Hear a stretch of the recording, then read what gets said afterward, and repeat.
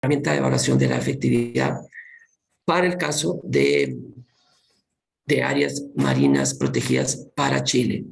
Entonces, la idea es que conozcan ese caso y cómo ha sido todo ese proceso y cómo se está construyendo ese estándar. Estos son los temas que veremos el día de hoy.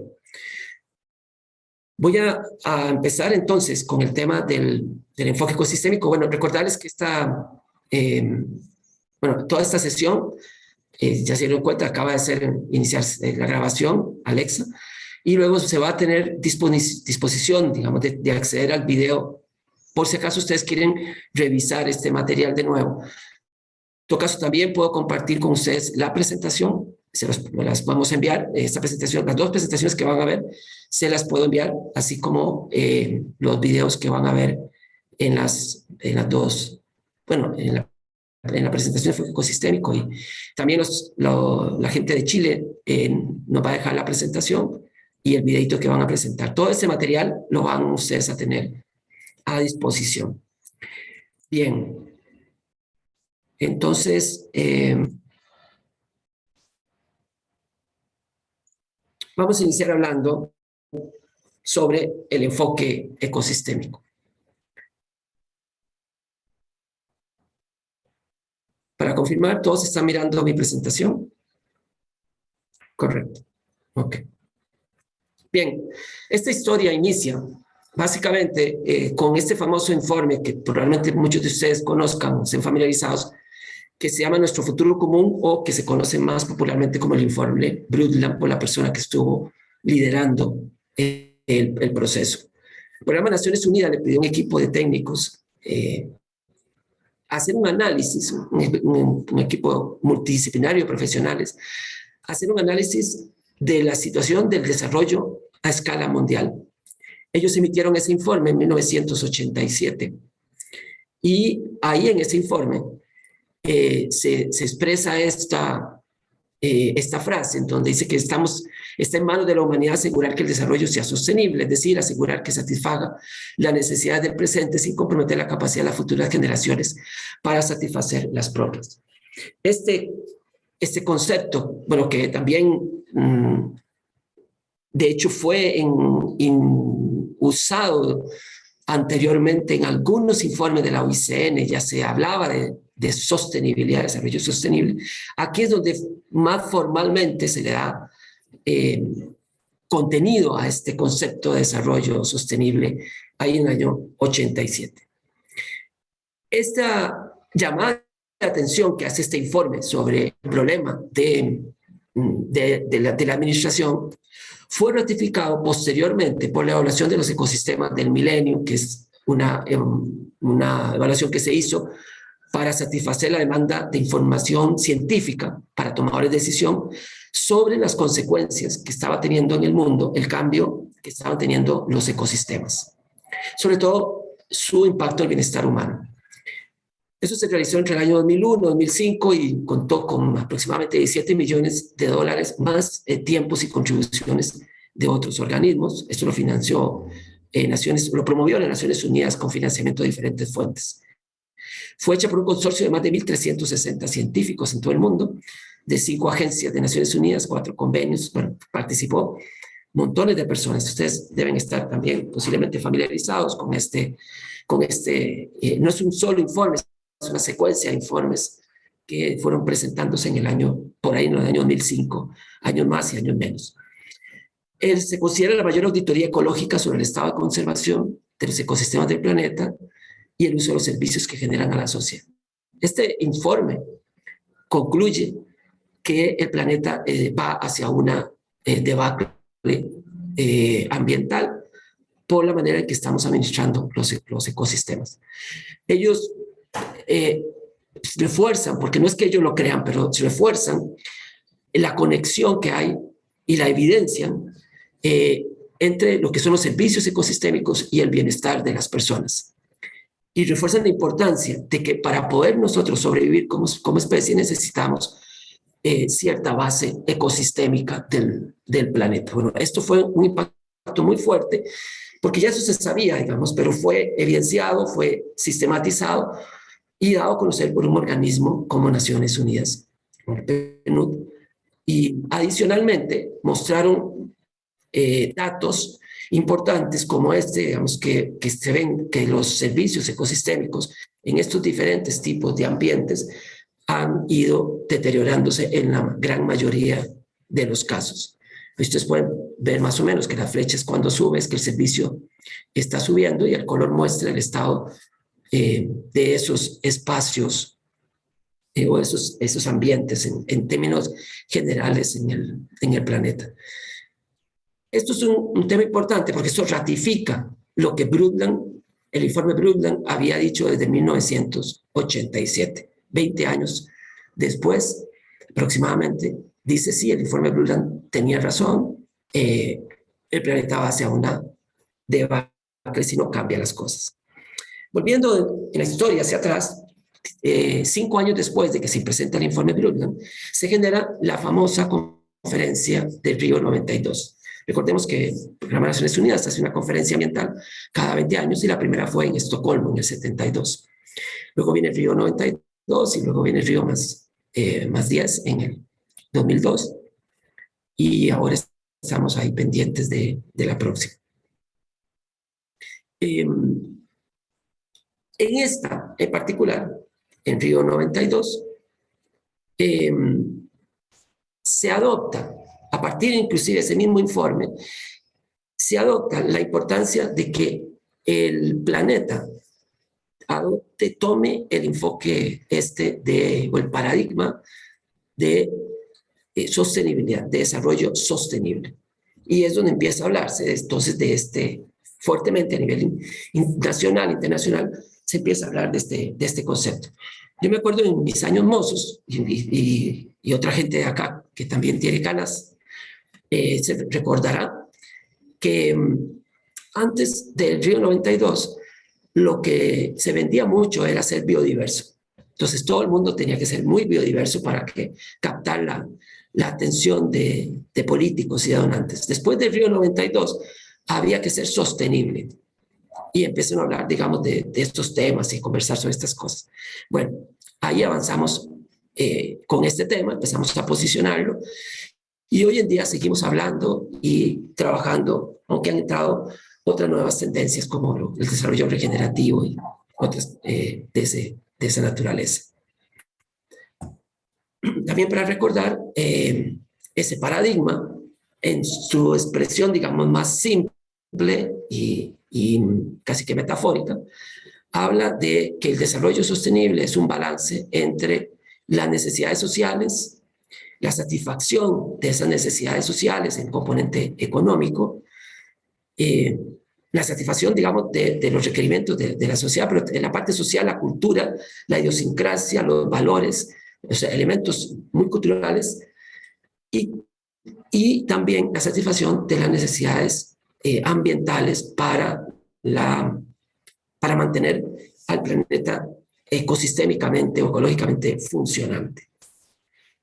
Esto, digamos, es el paradigma que se sembró en ese momento. Eso, recuerdo que después del año 92, el año 93, 94, todos hablábamos de este famoso triángulo y de estos elementos ahí.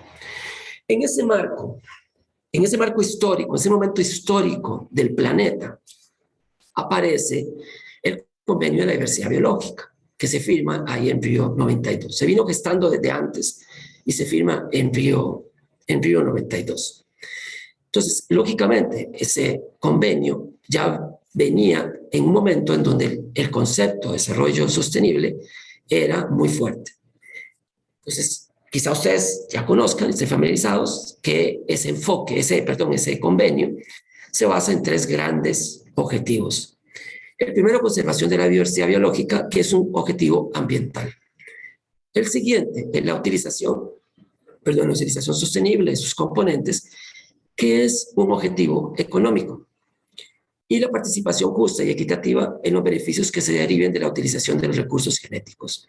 Eso es un objetivo social. Como vemos, los 3 objetivos de la convención toman ese momento histórico, y no podía ser de otra manera. Nacen en un momento en donde el paradigma del desarrollo sostenible era el grito en ese momento de toda la sociedad, bueno, por lo menos de una gran parte, y entonces eso se ve reflejado en los objetivos mismos de la convención y en todo el enfoque que adopta la convención a partir de ahí.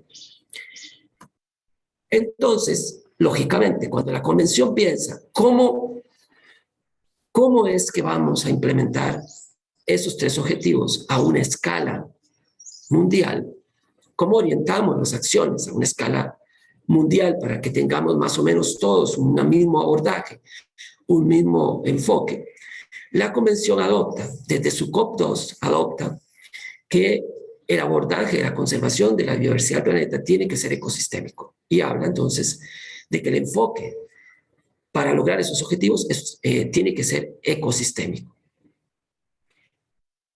Y va creando, que luego se adopta si no recuerdo mal, en su COP5,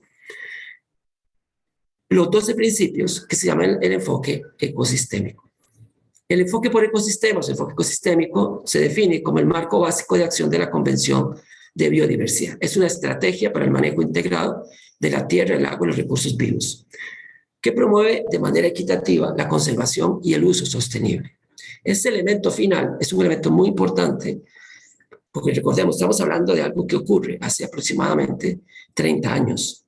No ocurre hace poquito. Entonces, en ese momento siembra esa base y llama mucho la atención de que hay que trabajar conservación y uso sostenible. ¿Qué es lo que quiere evitar ese enfoque? Precisamente ese año, el año de esa convención, ocurre un elemento, un antecedente muy interesante que llamó mucho la atención del mundo, que es el colapso de las pesquerías en Tierra Nova, en Newfoundland, en el año 92 en Canadá, y que es hoy en día, digamos, los estudios y los análisis que se han hecho de qué ocurrió en ese momento, por qué colapsaron las pesquerías, hablan de que el problema se produjo por un exceso de producción, una falta de control, y que viene derivada de un problema de gobernanza del mar en esa zona. Bueno, esas son de las cosas, digamos, que el enfoque ecosistémico está tratando de evitar. Recordemos, ubiquemos bien, el enfoque ecosistémico no es un enfoque de preservación, es un enfoque de uso sustentable por el marco precisamente en el que se da de esos tiempos. Entonces, una imagen que podría reflejar más o menos una visión en un territorio de lo que es este enfoque, podría ser en donde vemos que hay conservación, pero también hay uso, de una manera que se mantienen, en alguna forma, los sistemas ecológicos funcionando, pero no solo los sistemas ecológicos, también los sistemas sociales y los sistemas económicos, entendiendo que todo ese territorio funciona de manera sistémica y esos 3 elementos tienen que estar ahí en conjunto. Al final, entonces, el enfoque ecosistémico estableció un estándar mundial de calidad para los procesos de gestión de los recursos naturales, ya sean estos terrestres o marinos. De hecho, en los primeros impactos del enfoque ecosistémico estuvo en el mar. De los primeros que adoptaron el enfoque ecosistémico fueron muchas de las pesquerías adoptaron estos enfoques. Y tenía mucho que ver con todos estos problemas de sobrepesca en muchos lugares. Sin embargo, no solamente adopta eso el enfoque ecosistémico. Recordemos que el enfoque ecosistémico se crea y se desarrolla en los años 90 y se da entonces en la época del posmodernismo, en donde ya se hablaba del ser humano no como el dueño del planeta, sino como parte, como un elemento parte del planeta. Se habla de la visión sistémica y dinámica de cómo opera el territorio, ese famoso concepto que se promueve mucho en los años 90, del concepto Gaia, el concepto de un planeta integral. El conocimiento y respeto a la organización natural como base para la gestión de un espacio geográfico. Eso, digamos, se fortalece y se adopta mucho en los años 90. Otra cosa muy importante, el derecho de las minorías, que empieza a visualizarse muy, muy fuertemente en los años 90 también, en donde se empieza a cuestionar que la democracia no debe ser la dictadura de la mayoría. el respeto a las diferencias socioculturales en los procesos de gestión, la búsqueda de una gobernanza inclusiva, participativa y descentralizada. Y otro elemento recogido por el enfoque ecosistémico en uno de sus principios es la reivindicación de la diversidad de fuentes del saber. Entonces, se promueve que la ciencia sea complementada con también otras fuentes de saber, como el saber ancestral, como el saber campesino y otros modelos de sabiduría que tenemos con los que contamos en el planeta. Hay 4 características que me gustaría resaltar del enfoque ecosistémico para ustedes. El primero es que está organizado en una batería de 12 principios. Para efectos del análisis, nosotros los hemos agrupado en 4 grandes ámbitos, y lo vamos a ver ahora. Estos principios funcionan como una batería sistémica. Alguna persona ha dicho, preguntaba, mira, Stanley, yo podría adoptar 1, 2 o 3 principios y el resto después, dejarlos para después. Y yo le explicaba que no, que eso no funciona así. Esto es como si ustedes llegaran bueno, aquellos que son católicos, llegaran católicos o cristianos, llegan al cielo, llegan y se topan a San Pedro y le dicen, San Pedro, bueno, a ver, ¿cómo le fue con los mandamientos, con los 10 mandamientos? Y bueno, eso de honrar, amar a Dios sobre todas las cosas, yo lo hice, honrar a padre y madre, lo hice, no desear, ¿cómo se llama? No robar, tampoco, también lo hice. Pero eso de no decía la mujer de su prójimo, tuve algunos problemitas con eso. Bueno, ahí no pasa, ¿verdad? O se cumplen todos, o, o no se cumplen, o no podemos calificar como un buen cristiano. Eventualmente, estos 12 principios califican la gestión. Igual, la aspiración es que logremos esos 12 principios, y esto, aunque el enfoque ecosistémico fue lo mejor que se pudo consensuar en la COP, no es perfecto ni completo, es un compendio de lecciones aprendidas. Así que la novedad realmente del enfoque ecosistémico no es lo que plantea, es plantear todo de manera conjunta. Ese es el desafío del enfoque. Porque ustedes verán en los principios que ustedes dicen, bueno, pero yo este principio lo cumplo. Bueno, este no, pero este sí.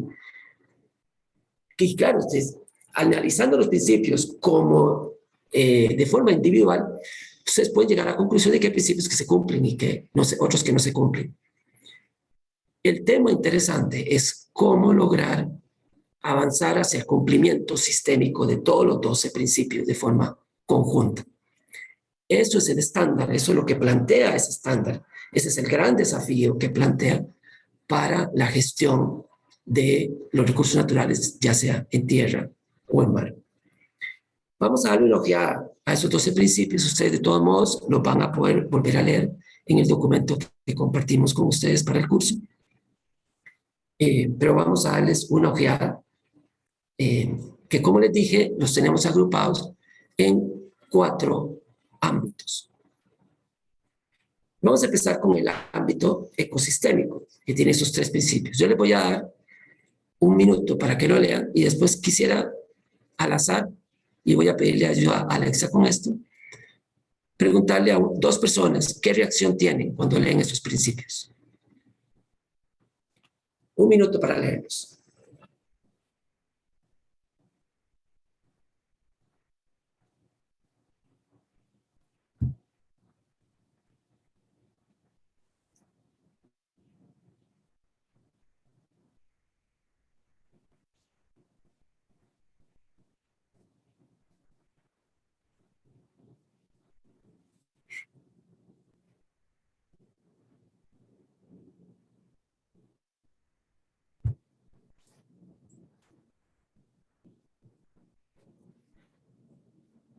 Alexa, un nombre.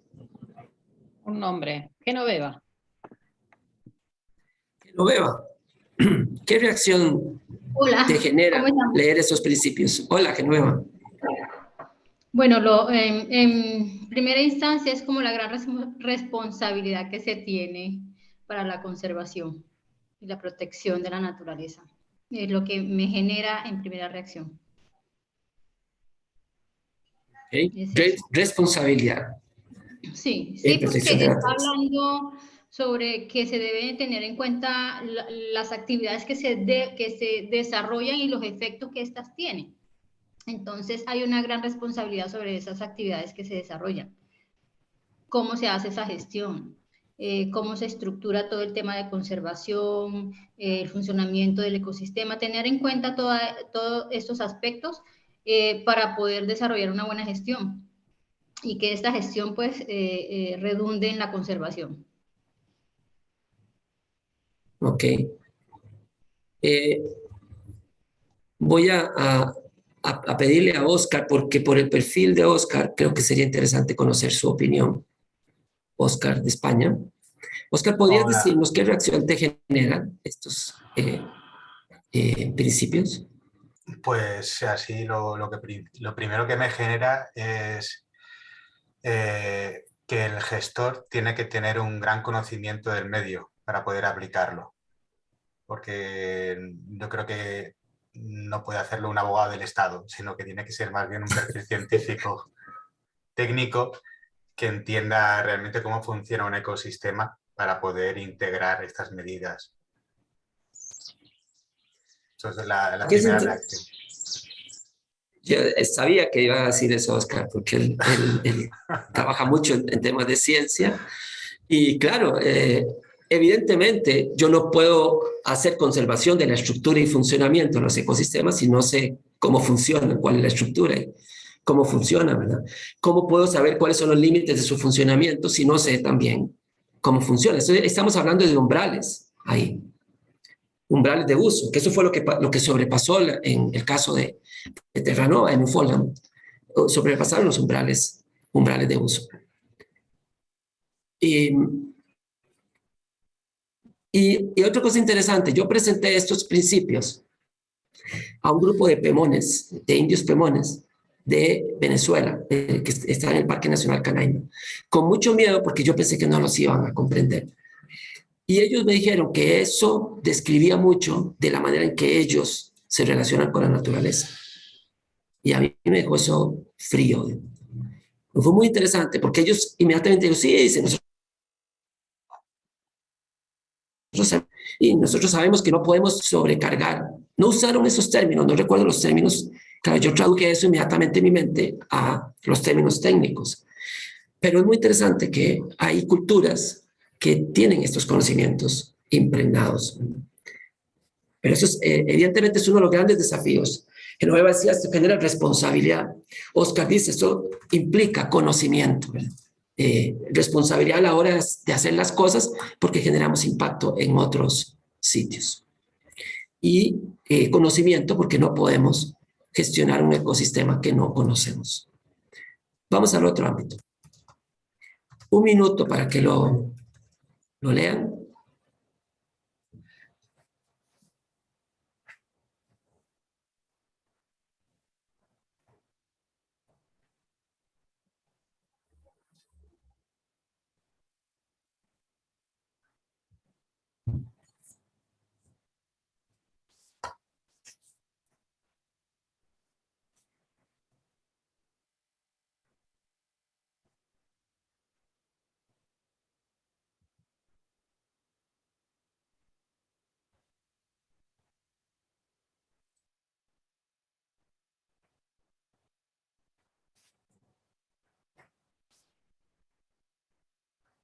Alexa, por favor, un nombre. La próxima traigo una bolsa con papelitos con nombres, así ven que es azar de verdad. Pero bueno, a ver, vamos a mover la lista y donde la dejo quieto, ahí. Marina. Marina, ¿qué reacción te provoca leer estos principios? Bueno, por un lado, como una sensación de integración de todos los puntos de vista de las necesidades de los diferentes usuarios de los recursos y de los servicios ecosistémicos, pero también me genera como como esta sensación de que a veces la toma de decisiones está puesta en personas que no integran diferentes enfoques, o sea, como diferentes disciplinas. Entonces, de repente, cuando se trata del ambiente y de los recursos naturales, los técnicos solemos ser biólogos o personas asociadas más bien a lo ambiental, y poco se integra en los conocimientos de los antropólogos, de los sociólogos, pero además de los conocimientos no científicos, ¿no? Como que existe, hoy en día existe como unas, no sé si soberbia es la palabra, respecto de la información científica y de los saberes occidentales o más bien aceptados, ¿no? Y entonces la necesidad de la co-creación o de la generación, de la cogeneración de conocimiento y la integración de los diferentes saberes como en la búsqueda de la generación de políticas públicas y de armar un enfoque más justo y más equitativo, que no suele ocurrir en las esferas más altas, y por eso la parte de descentralizar al nivel más bajo me parece clave. Bien, aquí estamos hablando de gobernanza, ¿verdad? Básicamente este es un enfoque de gobernanza. Habla de participación, descentralización. Inclusive habla, digamos, de algo muy fuerte que dice que la elección de los objetivos de la gestión. No dice la gestión, dice la elección de los objetivos de la gestión debe estar en manos de la sociedad. Claro que no aclara qué es sociedad, qué significa estar en manos de la sociedad. No aclara tampoco cuando habla de descentralizarse en nivel más bajo apropiado, no aclara qué es el nivel más bajo apropiado. No lo aclara porque eso tiene que analizarse caso por caso en la aplicación de este enfoque. Alexa, ¿otro nombre?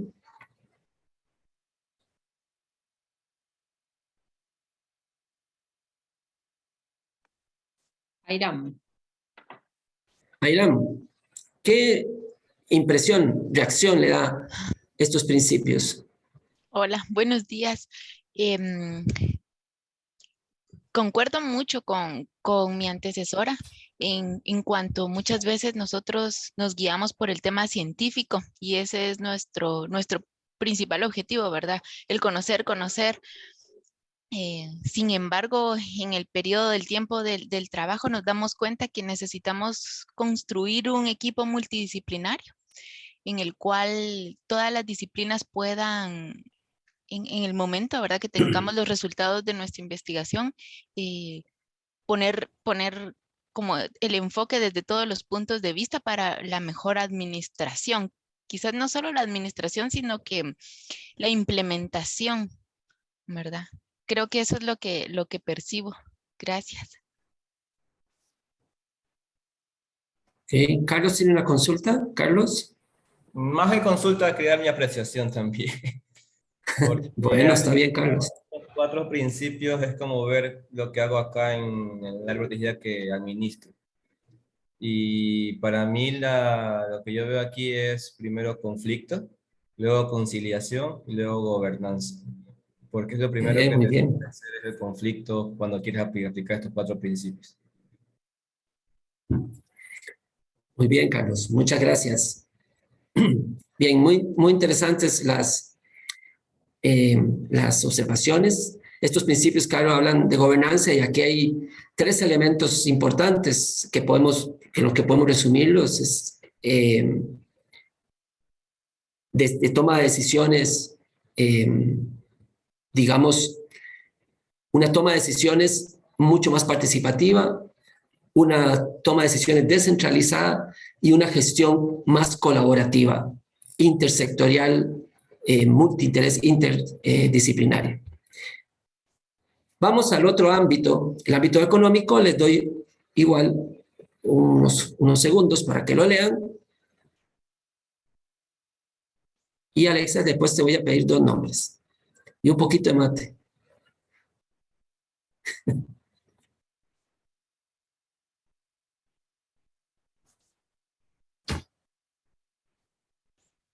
Ya va a llegar el Zoom que permita traspasar comida. Al menos los olores, estaría bueno.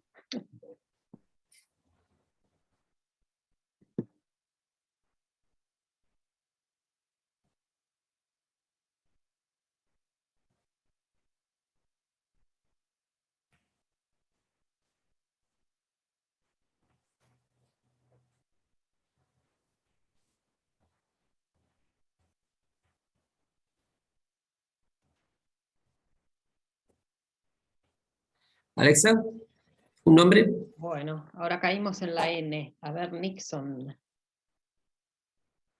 Nixon, ¿qué impresión te dan estos principios?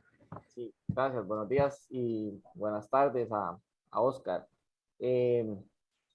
Bueno, yo los veo y pienso, ¿verdad? Como lo mencionaba Stanley al inicio, el enfoque ecosistémico busca el uso sostenible, digamos, de los recursos y de las áreas, y relacionándolo también con los principios que vimos anteriormente en cuanto a la identificación de todos los actores en un área determinado.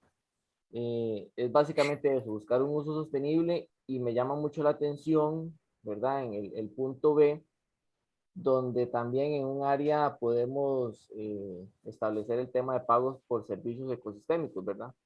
Establecer, digamos, cuotas de captura, pagos eh, y también identificar todas las actividades que se da, porque, bueno, al menos creo que, bueno, todos en tema de áreas marinas, pero al menos en mi área, que es pesca, pues hay actores que no se dedican solo a la pesca, sino que también tema de turismo, ¿verdad? Rural y todo lo demás. Entonces, creo que por ahí va el tema, un uso sostenible de los recursos. Nixon, vos sos de Incopesca, ¿verdad? ¿Era así? Correcto, correcto. Bueno, por ejemplo, Incopesca impulsa estas áreas de pesca responsable, y esto está buscando un poco satisfacer necesidades de los pescadores, pero de una manera, digamos, más equilibrada. Y ahí ese principio de llamo la atención a ustedes de ese principio en el sentido de que habla de conservación y utilización de la diversidad y su integración. No, eso es muy importante porque entonces en un espacio que aplique el enfoque ecosistémico, no se habla de separar lo que es conservado y lo que es uso sostenible, sino tener una visión integrada de conservación y uso en un mismo territorio. Eso sí es, digamos, un elemento innovador del enfoque en sus años, ¿verdad? En sus momentos, que planteaba esa integración. Y el uso también de los incentivos económicos como mecanismo de conservación. Muchas gracias, Nixon. Falta un nombre, ¿verdad, Alexa? Y bueno, seguimos en la N, así que estamos con Nahuel. Nahuel. Eso vamos aprendiéndonos los nombres de los compañeros y compañeras. Exacto. Asociando nombres con caras. Nahuel. Adelante, Nahuel, escuchamos. Bien. Sí, es como para mí un desafío esto de lograr lo que es la conservación y la utilización de los recursos. Es para mí súper interesante este punto de vista, donde se puedan integrar ambos objetivos, ¿bien? Por lo que sí, veo estos principios que están como muy bien perfilados en la nueva gestión de los recursos.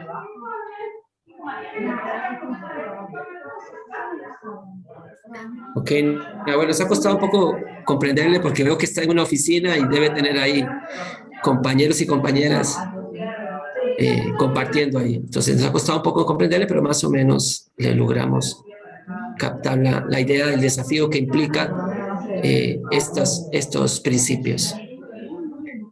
¿Quieres agregar algo, Nahuel?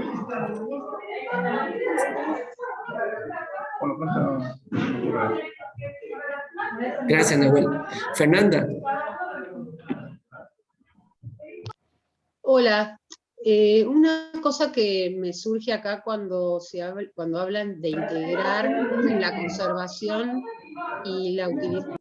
Nahuel, me parece que quedó abierto que integrar la conservación y la utilización de la diversidad biológica. Yo pienso a nivel de territorio, porque si hubiera un buen ordenamiento, hay algunos ecosistemas que no admiten, muy frágiles, que pueden no admitir el uso, y otros sí pueden admitir el uso y la conservación.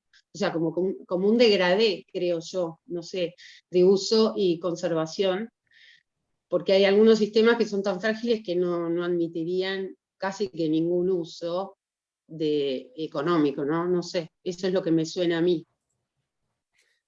Sí, pueden haber usos económicos, digamos, para satisfacer necesidades como, por ejemplo, el turismo, que podrían visitar ciertos lugares frágiles con ciertas tecnologías, ciertas intensidades. Pero en última instancia usted tiene razón, Fernando.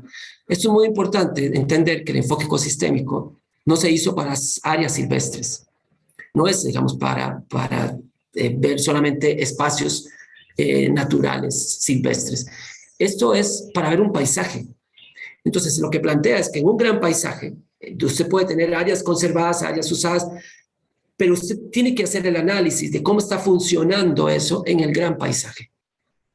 Y ahí va a tener ese degradé que habla muy bien Fernanda, de espacios que probablemente no van a tener procesos extractivos o digamos, de transformación, y otros espacios que están completamente transformados como zonas urbanas.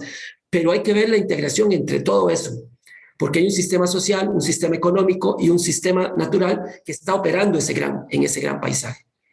Y el objetivo del enfoque ecosistémico es mantener los tres sistemas operando: el ecológico, el social y el económico. Por ese contexto en el que fue el que surgió el enfoque ecosistémico de la Convención de la Diversidad Biológica, el enfoque del desarrollo sostenible.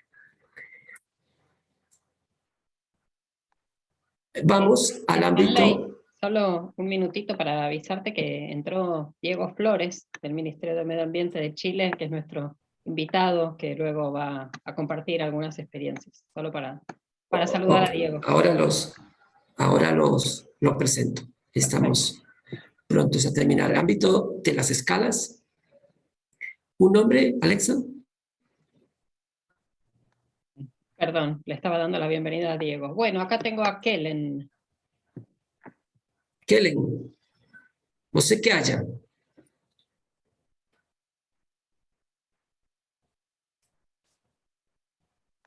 Estás silenciada, Kellen. Ahora sí. Yo creo que el enfoque ecosistémico tiene de planear los territorios como un todo en tiempo. Y es muy importante considerar los servicios en tiempo, los conocimientos también. ¿No creo? Kellen, ¿usted qué piensa de este principio 9? Que en la gestión debe reconocerse que la mudanza es inevitable. ¿Usted qué? ¿Cómo reacciona usted a este principio? Creo que la mudanza tiene que ser abordada en las revisiones de planeamientos en tiempos más cortos, menores. No sé si me entiende. Ok. Yo le hice esta pregunta a Kellen porque este es uno de los principios que justifica por qué esto tiene que ser visto de una manera sistémica, porque si usted toma este principio y lo aísla del enfoque, podría justificar cualquier cambio de uso. Sin embargo, recordemos que está este otro principio, el que dice que la conservación de la estructura y funcionamiento de los ecosistemas debe ser un objetivo prioritario. Esta combinación de principios es la que dice, usted puede cambiar el paisaje, pero de tal manera que no se pierda el funcionamiento, la estructura y funcionamiento de los ecosistemas. Y ese juego, digamos, entre principios es importante. Por ejemplo, la elección de los objetivos de la gestión debe estar en manos de la sociedad, pero esa sociedad debe ser consciente de los efectos reales o posibles de sus actividades, o sea, de sus decisiones en los ecosistemas adyacentes, por ejemplo. Entonces, cuando ustedes ven eso, van a notar que entonces la aplicación de este enfoque es sistémico también. O sea, no es principio de manera aislada, no hay que ver los principios en su forma conjunta. Bien, por eso es que decimos que el enfoque ecosistémico propone una visión integradora que parte retomando lo que la gente quiere, y por eso hablamos de gobernanza, También globando la visión de la satisfacción de las necesidades, y por eso se habla de lo económico, y la visión de lo ambiental, y por eso se habla de la parte ecosistémica. Todo esto genera una visión que, basada en la construcción, digamos, o el enfoque se basa en la construcción, perdón, de una visión común a partir de un diálogo intersectorial, de multiintereses, intergeneracional, con responsabilidad en el futuro y pluricultural, y no solamente ciertos grupos. Esto es el planteamiento en general del enfoque ecosistémico. Hay tres componentes que juegan entonces un rol clave. El primero es que es un enfoque de territorio. Hay que definir el territorio o el maritorio, como dicen nuestros amigos chilenos. Hay que definir dónde voy a aplicar el enfoque. El enfoque no se aplica en el aire, se aplica en un territorio. Hay que definir cuáles son los actores, las fuerzas vivas que están modelando ese territorio y igualmente, digamos, cómo modelan esos aspectos de los sistemas y todas las relaciones que se dan entre esos diferentes componentes, que es la visión sistémica.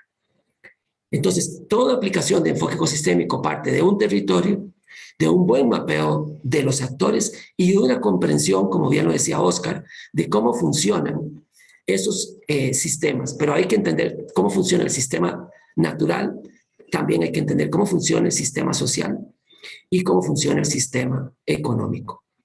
Y esos tres sistemas operan en el mismo territorio. Y lograr una visión que mantenga esos tres sistemas funcionando. Ese es el gran desafío del enfoque ecosistémico. Ese es el gran desafío. Mantener los tres sistemas funcionando. Quiero mostrarles, para finalizar, un video que hicimos de una aplicación de este enfoque en el norte de Argentina, en la provincia de Salta. Hicimos un pequeño video mostrando lo que habíamos hecho. El video dura 6 minutos y con esto termino la charla de esta introducción al enfoque ecosistémico.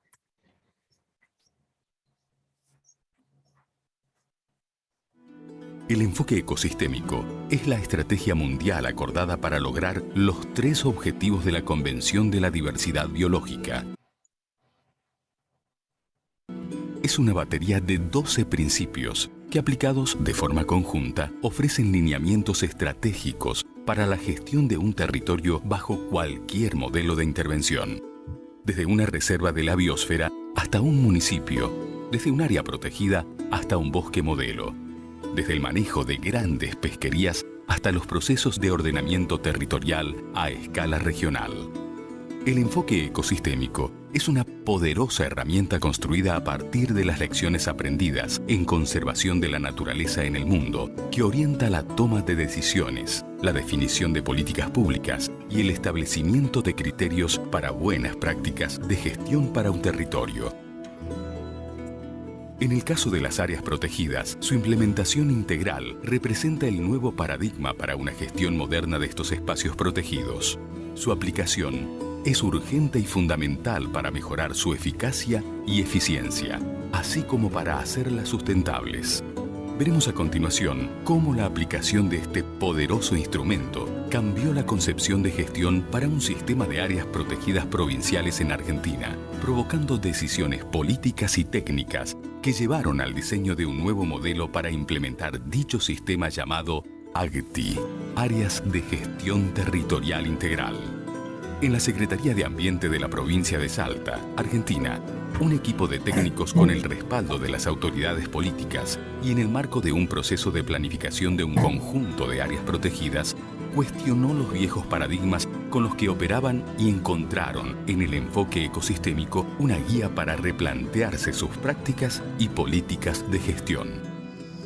En el caso de las áreas de gestión territorial integral, aquí en la provincia de Salta, lo aplicamos de la manera más simple posible. Lo que hicimos fue básicamente intentar que los técnicos internalizáramos los 12 principios a partir de una discusión en donde cada uno de nosotros exponía sus puntos de vista de cómo entendía el principio y de cómo no solo lo entendía conceptualmente, sino en la práctica, cómo visualizaba él en la práctica eso. Y eso nos ayudó a que luego las decisiones que fuéramos tomando estuvieran impregnadas precisamente por esos principios. Esa fue una de las formas que lo usamos. Y la otra forma fue básicamente para convencer a los políticos de que lo que estábamos planteando, ya que era algo nuevo para ellos y era un modelo que aún no se conocía aquí, no se conoce, estaba sustentado en algo mucho más profundo que las ideas simplemente de un grupo de técnicos. Y básicamente lo que le dijimos a los políticos es que las áreas de gestión territorial integrales son el producto de la reflexión de un equipo de técnicos, pero inspirados en un enfoque que fue aprobado por la Convención de la Diversidad Biológica a nivel mundial. El diseño de las AGTI se basó en 4 pilares. La búsqueda de la funcionalidad de los territorios más allá de las fronteras de las áreas protegidas, la participación efectiva y multisectorial de los actores locales, la descentralización de las acciones fortaleciendo procesos de gestión local y la integralidad de la gestión abordando todos los modelos de uso del suelo actuales o potenciales, así como las diferentes disciplinas y fuentes de conocimiento. Estos pilares son el resultado directo de la aplicación del enfoque ecosistémico. Sin este marco orientador e innovador, no hubiera sido posible la adopción de este nuevo paradigma.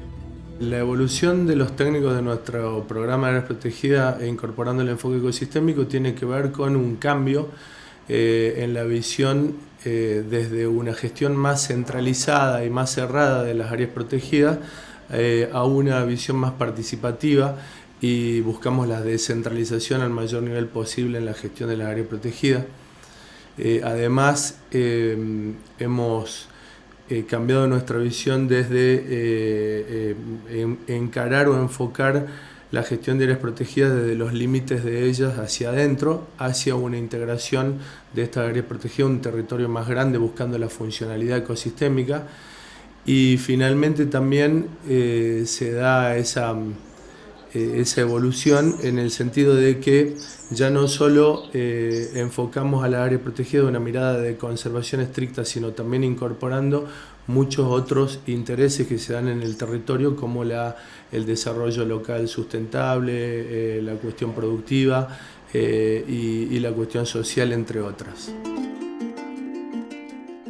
Así como en Salta se aplicó con éxito este enfoque, hay otras experiencias donde también fue utilizado, como por ejemplo en el Mosaico de Amazonía Meridional en Brasil, un conjunto de áreas protegidas que conforman más de 7 millones de hectáreas de bosque amazónico.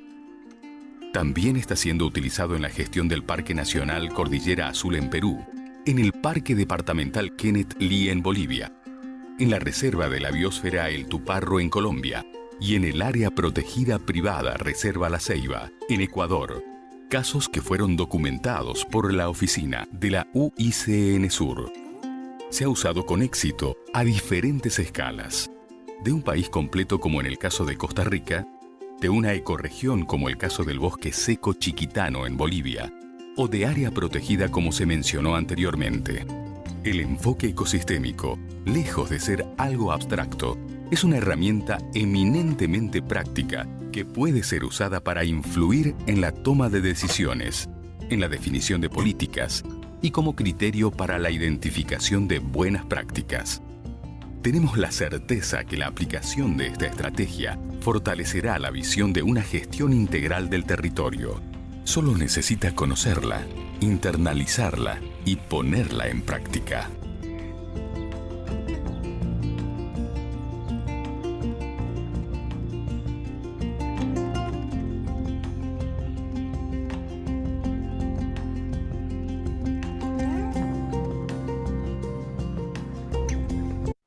Bien, esto... Hola. Hola. Hola. Ok, y no veo, parecía como si no estuviera. Esto es lo que quería compartir con la parte del enfoque ecosistémico. No cerramos aquí el tema, pero por lo menos ahora en esta sesión no vamos a poder profundizar mucho más, pero vamos a poder seguir conversando sobre esto por medio del foro y por medio de las intervenciones de ustedes, e inclusive bueno, ya cuando tengamos que ir desarrollando el estándar. Y hablando de estándar, vamos a ver ahora una pequeña presentación para robarles un poquito de tiempo a Diego y María Elisa, que debe estar ahí está ya. Quiero saludar a Diego y a María Elisa, que nos acompañan que son los expositores hoy de las experiencias. Un gusto, Diego, muchas gracias por participar. Y también a María Elisa, muchas gracias por participar. Antes de darle la palabra a Diego y a María Elisa, quiero hacer una pequeña introducción de lo que es y lo que vamos a entender aquí en el curso por un estándar.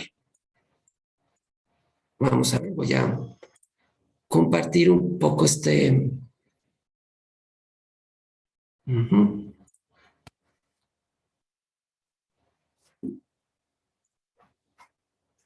la voy a hacer un poco más rápida porque no quiero quitarles mucho tiempo a Diego y a María Elisa para que conozcan el caso que ellos vinieron a presentar.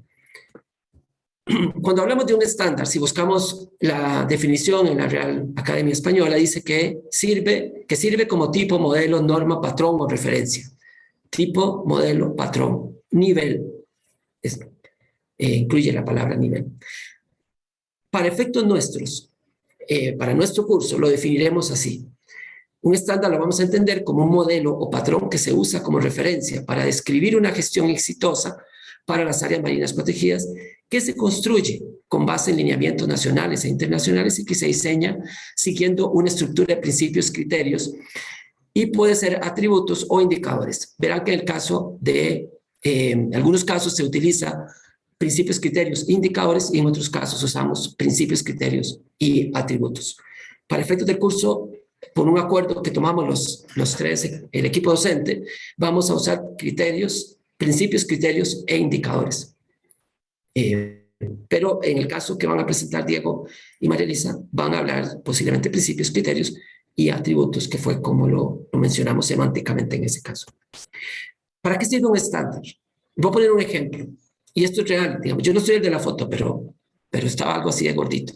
Yo fui al médico porque yo me sentía mal y el médico me mandó a hacer una serie de exámenes. Eso que mandan siempre, triglicéridos, hemoglobina. Me pidió la edad, la estatura y otros parámetros. Tomó los resultados y los analizó y en una siguiente sesión me dijo, con base en estos parámetros, yo le puedo decir que según la Organización Mundial de la Salud, usted tiene sobrepeso y está a punto de tener obesidad. Y me remitió a un nutricionista. Ahora, la gran pregunta aquí es, ¿en qué se basó el doctor para decir que yo estaba casi obeso? ¿Qué usó él? Bueno, él usó un gráfico parecido a esto que lo establece la Organización Mundial de la Salud, en donde da los parámetros de qué se entiende por una persona saludable, qué se entiende por una persona que está con sobrepeso y qué se entiende por una persona que es obesa. Yo estaba precisamente aquí, el doctor tenía razón, yo estaba tendiendo hacia la obesidad. No fue la opinión del doctor la que me dio. Él no me dijo, yo creo, yo pienso, a mí me parece. No fue la opinión del doctor. El doctor me puso en la cara y me dijo, de acuerdo a la Organización Mundial de la Salud. Él usó un estándar mundial para valorar mi situación. Para decir que yo estaba mal, él usó un estándar mundial. Para eso sirven los estándares. Para evaluar algo, por eso decimos en el curso, cómo hacer una gestión eficaz y contra qué evaluarlo. Ese contra qué se evalúa es ese estándar. Para eso funcionan los estándares, para poder decir que algo no está bien o que tiene que corregirse o que ese no es la norma que queremos establecer. Para eso tenemos, por ejemplo, muchos estándares. La ISO, las normas ISO funcionan como estándares mundiales también para empresas. Tenemos los estándares para extracción forestal, para madera. Tenemos estándares también en turismo, inclusive tenemos muchas certificadoras para estos tipos de estándares. El Red Forest Alliance es una certificadora no de las ISO, pero sí de varios de otros estándares. E inclusive tenemos el estándar de lista verde de la OIC, que nos ha mencionado.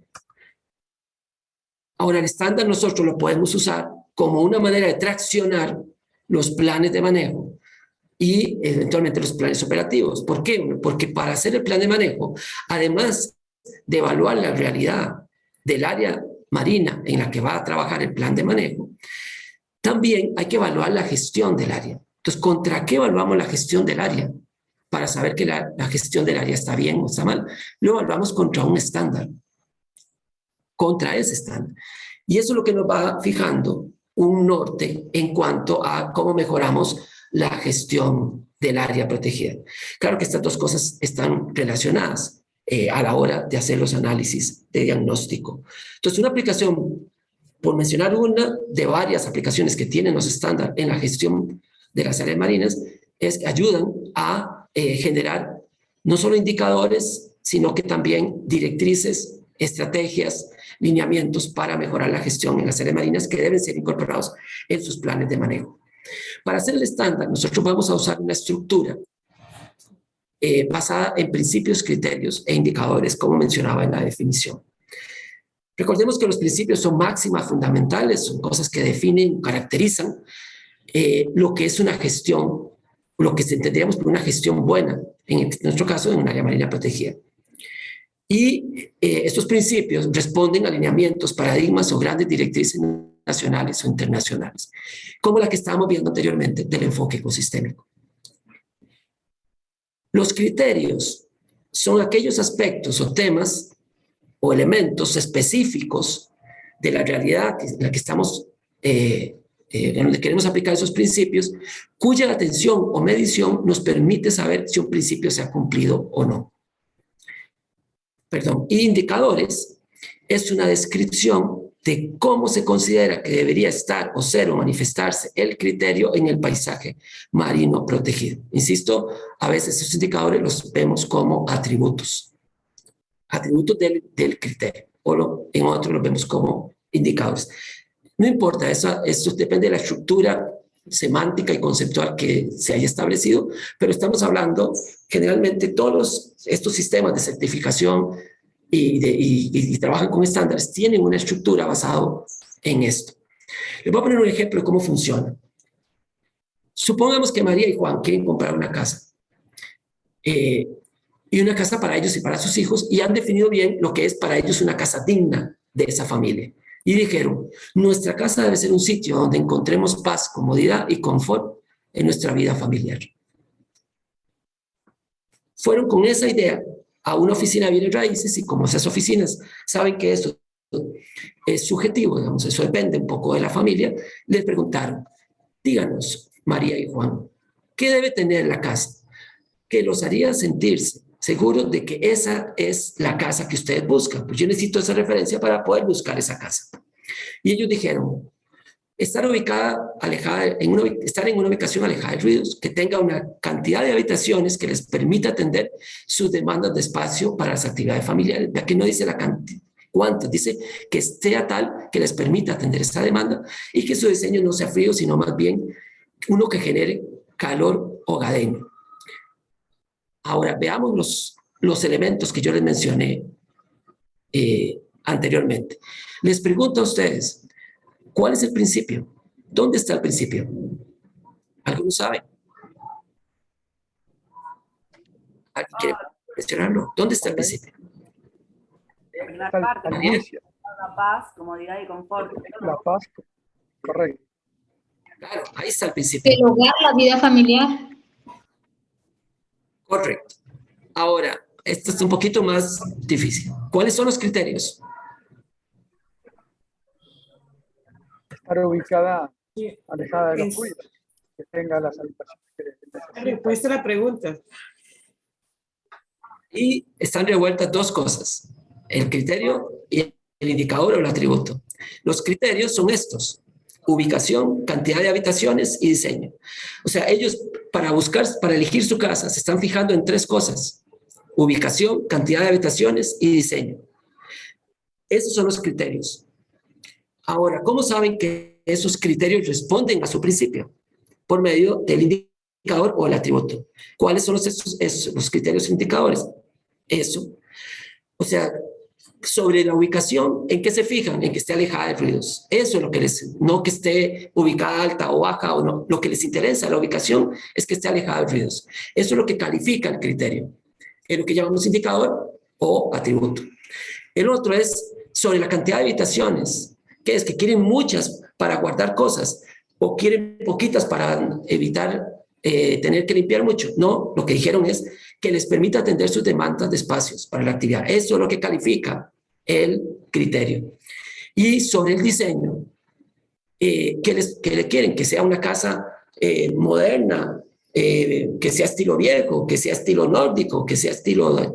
No, lo que les interesa sobre el diseño es que no sea un diseño frío, sino que más bien genere calor hogareño.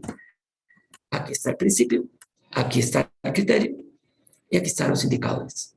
Vean que ellos formularon un estándar. O sea, el estándar no es algo que con lo que nosotros no estemos familiarizados. Lo hacemos todos los días cuando elegimos zapatos, cuando elegimos el vehículo que queremos comprar, cuando elegimos el tipo de comida que queremos. Estamos usando estándares. Estándares, criterios y indicadores o atributos.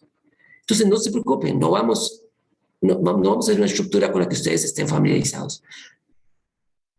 Ahora, entonces, para clarificar, y esto va a ser importante para su trabajo de esta semana, de este módulo, que la pregunta, ¿qué es lo que debemos lograr o tener en el área marina protegida para saber que estamos cumpliendo con la calidad deseada? Ese es el principio. Para lograr eso, ¿qué temas específicos debemos atender? Ese es el criterio, es lo que responde el criterio. ¿Cómo sabemos que estamos atendiendo de forma adecuada o con la calidad requerida estos temas específicos? Ese es el indicador. ¿Cómo podemos medir o verificar que eso se está dando en el terreno, en el maritorio? Esos son los verificadores. Hay estructuras semánticas diferentes a estas. Principios lo cambian por objetivo, criterios por temas, o indicadores por atributos, o verificadores por indicadores, o medios de verificación. En fin, hay estructuras semánticas, pero todo al final responde a esa estructura en términos generales. Vamos a trabajar con esta estructura en términos generales en nuestro curso. Esto está en el estándar lista verde. Si lo ven, cuando lo analicemos, ahí van a ver que las áreas de lista verde cuentan con una gobernanza equitativa y eficaz, es el principio. Luego está el criterio, lo que está en la siguiente columna es un atributo, y después van a ver que más adelante ahí está el indicador. La estructura de gobernanza del sitio está claramente definida y documentada, es lo que lista verde llama indicador, y documentos fundamentales, sus equivalentes, es el medio de verificación o el verificador o como se le llama. Esa estructura está muy bien representada en lista verde. Nosotros hicimos una estructura parecida a partir de los 12 principios de enfoque ecosistémico para el caso de Costa Rica. Hicimos también criterios, atributos para cada principio y usamos preguntas indicadoras, no indicadores, sino preguntas indicadoras. También, digámoslo, lo hicimos.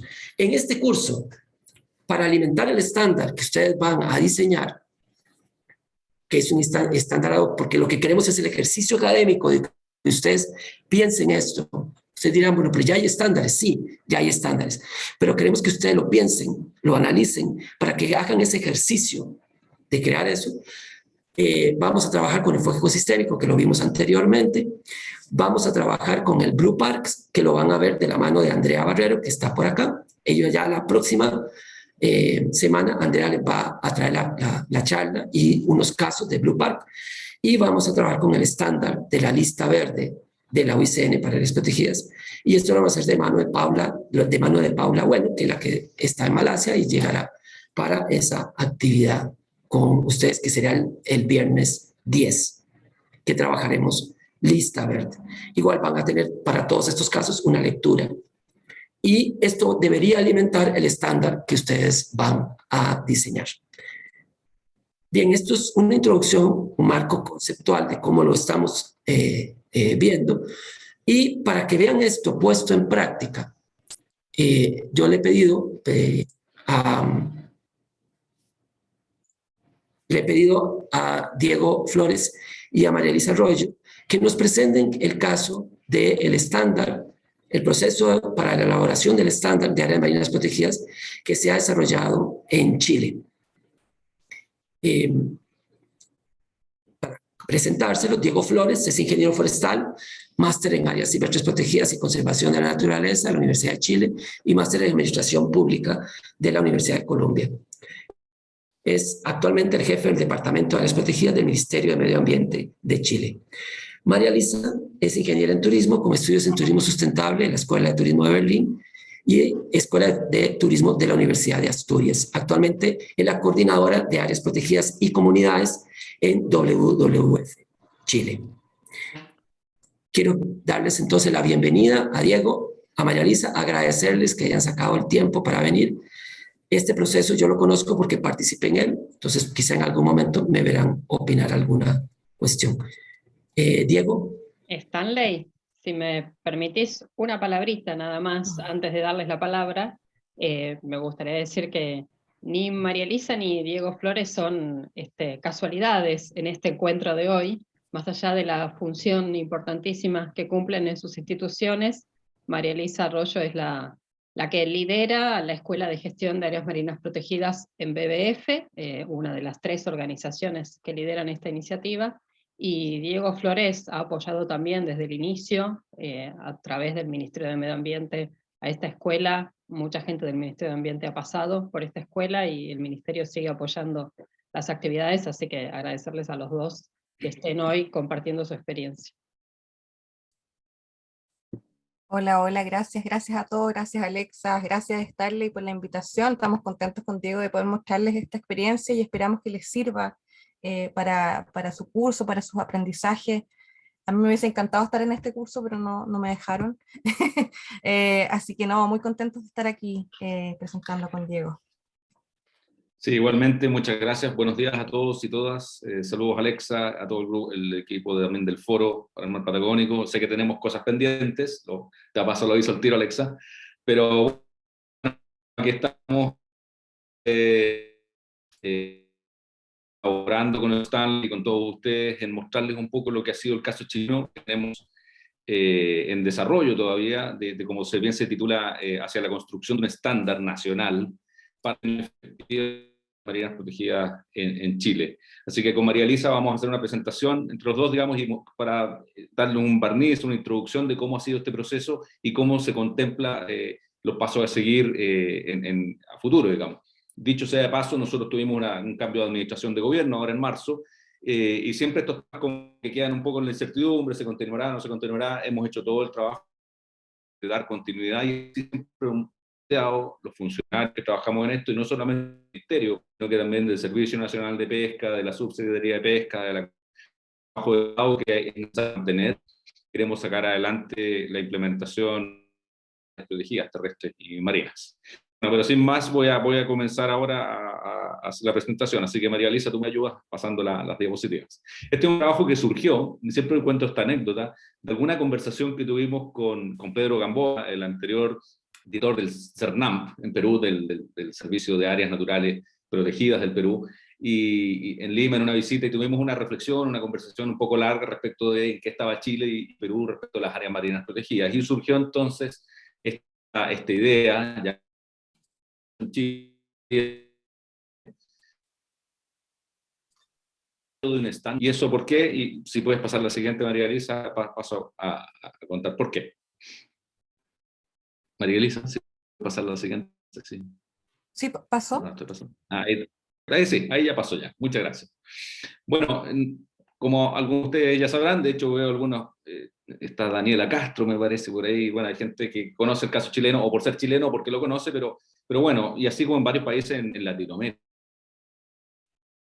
Las agendas nacionales y las políticas públicas impulsaron en cierto minuto y siguen impulsando la creación ya no solamente de áreas terrestres, sino que de áreas marinas protegidas, y Chile no fue una excepción, digamos, en eso. Tuvimos un momento en el año 2017, incluso esto partió el 2010, la verdad, con la creación de un gran parque marino en el entorno de Isla de Pascua o Rapa Nui, pero luego el gran boom vino entre los años 2015, 2018, donde se crearon grandes áreas marinas protegidas en la mitad del océano, oceánicas, y otras en mares australes, en Islas Diego Ramírez, Paso Drake, es en la proyección del continente hacia la Antártica, ¿no es cierto? Y estamos en deuda, eso sí, Diego, ¿se escucha? A veces ¿Sí? se te corta un poco, quizás si apagas la cámara, te escuchemos. Voy a apagar la cámara. Perfecto. Ya, voy a continuar. ¿Se escucha bien ahí, sí? Sí. Ok. Bueno, decía que hubo un boom de creación de áreas protegidas, grandes áreas, cientos de miles de kilómetros cuadrados, ¿no es cierto?, en medio del océano, y tenemos una cierta deuda, una deuda grande en creación de áreas marinas protegidas en todo el borde costero continental, incluyendo también ciertas áreas más quizás del norte y otras más del extremo sur en Patagonia.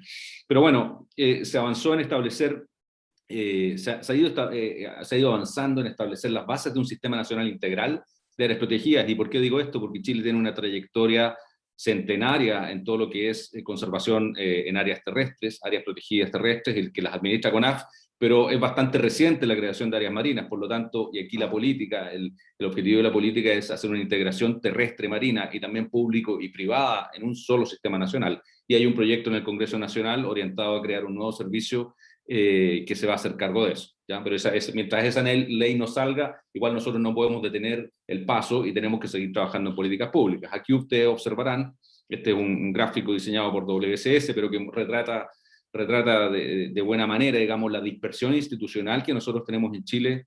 Probablemente en sus países puede hacer algo similar, más o menos diferencias, pero en Chile notamos que hay una dispersión institucional entre varios ministerios, servicios públicos, subsecretarías, y si a eso le sumamos los niveles subnacionales, gobiernos regionales, municipalidades y las organizaciones que cooperan en esto, tenemos un mapa de actores bastante amplio. Pero partiendo por el sistema público tenemos una dispersión, más de 11 instituciones públicas con facultades e insuficiente coordinación, que es lo peor, digamos. Siendo muchos, ya tenemos una coordinación que nos cuesta mucho realizar. Y no tenemos un sistema único. Bueno, y como decía anteriormente, se crearon estas áreas marinas protegidas que están en el papel, ¿no? los paper parks, ¿no es cierto?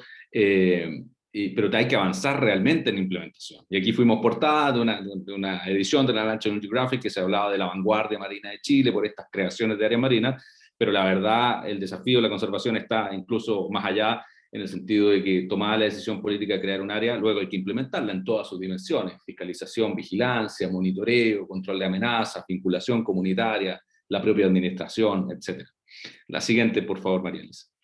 Entonces aquí es cuando nosotros tomamos la decisión de avanzar, y aquí engancho con este viaje y esta conversación con Pedro Gamboa que tuvimos en el Perú, respecto de avanzar hacia un estándar nacional de gestión, que también es una expresión de política pública, ¿no es cierto? Y junto con ello, si puedes hacer clic la siguiente, porque va a mostrar ahí una parte del centro de la lámina, tanto el estándar de gestión como una herramienta de evaluación de la gestión que permita efectivamente orientar la gestión, no solamente el plan de manejo en sí mismo, que es el instrumento propio de cada área marina protegida, sino que un instrumento a nivel sistémico común para todas las áreas marinas protegidas del país, elevando la gestión a ciertos mínimos básicos, en el sentido de que para hacer una buena implementación de un área marina protegida no basta simplemente con escribir el plan de manejo y tener reuniones con un comité local, digamos. Hay que hacer control de amenaza, hay que aplicar enfoque de género,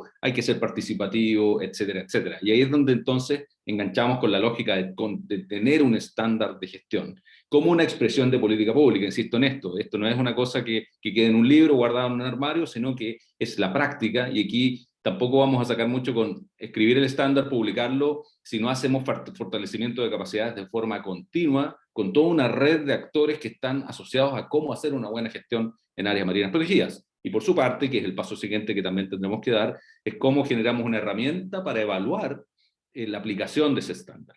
Aquí me detengo un momento antes de darte el paso, María Elisa. Había cierta discusión interna en nuestro equipo respecto de por qué vamos a hacer un estándar ahora si ni siquiera hemos implementado nada, o sea, no tenemos mucha experiencia en esto. Pero, y en ese sentido, había otra parte del equipo que decía, bueno, por lo mismo es interesante plantearse un estándar. Porque en Chile ya hay una experiencia importante en la parte terrestre de CONAF, en que tampoco varía mucho la situación de cómo hacer una conservación, digamos, a un estándar elevado, ¿no es cierto? Y en lo marino también hay buenas capacidades en Chile, por lo tanto, pensamos que, sin perjuicio de no tener todavía una gestión efectiva y real en cada una de las áreas, era importante plantearse el estándar antes de partir, porque así partimos con una nivelación con todas las áreas al mismo tiempo. Entonces, bueno, tomamos la decisión, alcanzamos a tener un taller pre-pandemia en agosto de 2019, si mal no recuerdo, María Elisa, con gente, bueno, y aquí le voy a dar el pase a María Elisa respecto de cómo fue ese proceso. Así que, María Elisa, continúa tú, por favor. Gracias, Diego.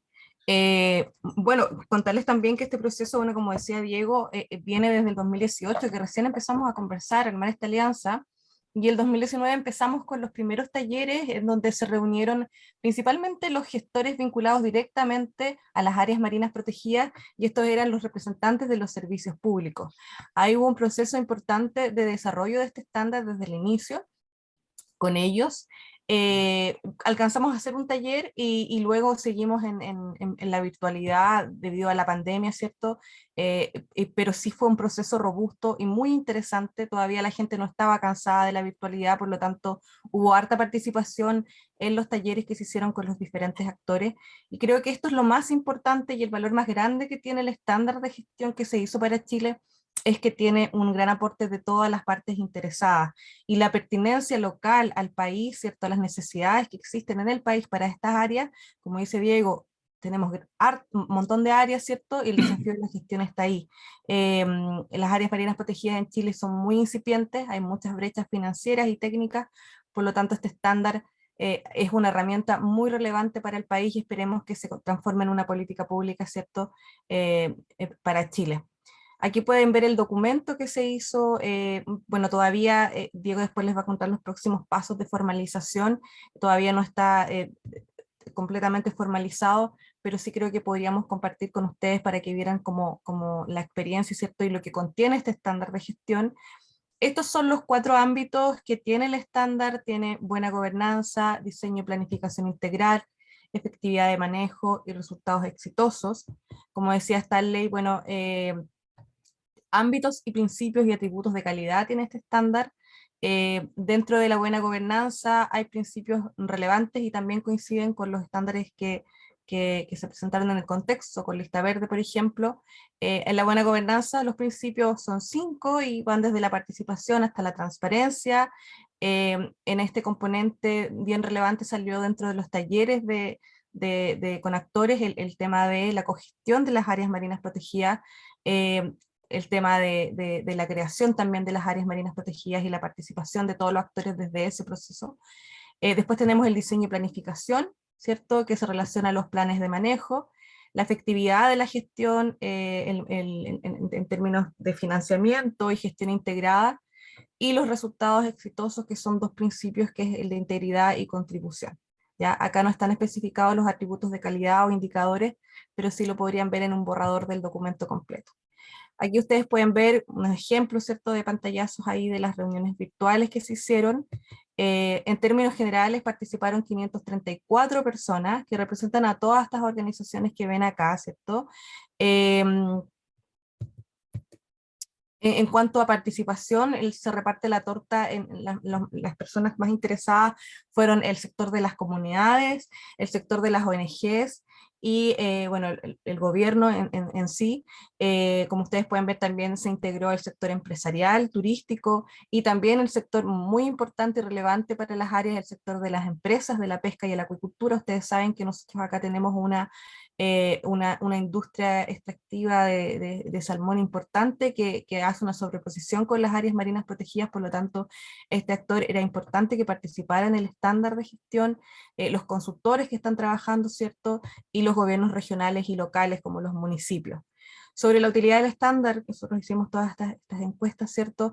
El 91,7% cree que es útil, es una herramienta útil para el país, y un porcentaje menor que no lo considera.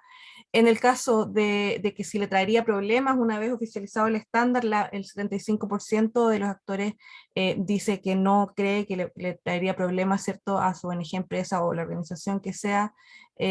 Por lo tanto, las cifras son bastante buenas en la evaluación de lo que era este estándar de gestión de áreas marinas protegidas. Diego, te dejo con la última. Sí, gracias.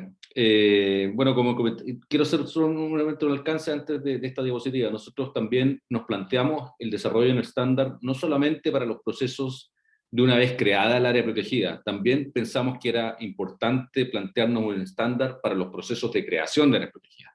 ¿Y por qué? Porque, como ustedes pueden saber y lo habrán quizás notado en sus países, a lo mejor los procesos, o de manera óptima, los procesos nunca alcanzan ese óptimo de participación, de transparencia. Muchas veces pueden estar llevados muy al nivel de los gobiernos nacionales, ¿no es cierto?, sin hacer grandes consultas o procesos a nivel de las organizaciones y los gobiernos subnacionales, ¿no es cierto? Y por lo tanto nosotros quisimos ampliar el foco del estándar no solamente cuando esté creada ya la área protegida, sino que también el proceso de creación, porque es lo que hemos vivido y hay muchas lecciones aprendidas de todos esos procesos en los últimos años en Chile. Entonces también el estándar aborda esa mirada, ¿no es cierto? Bueno, ya tenemos un borrador que rápidamente pasamos, quizás el que sea más estudioso aquí entre ustedes, digamos, de lista verde podrá haber advertido que nuestros ámbitos calzan, los principios, la verdad, calzan casi un 100% en el nombre con lo que es lista verde. Pero acá hay una diferenciación, que lo conversábamos también internamente en el equipo.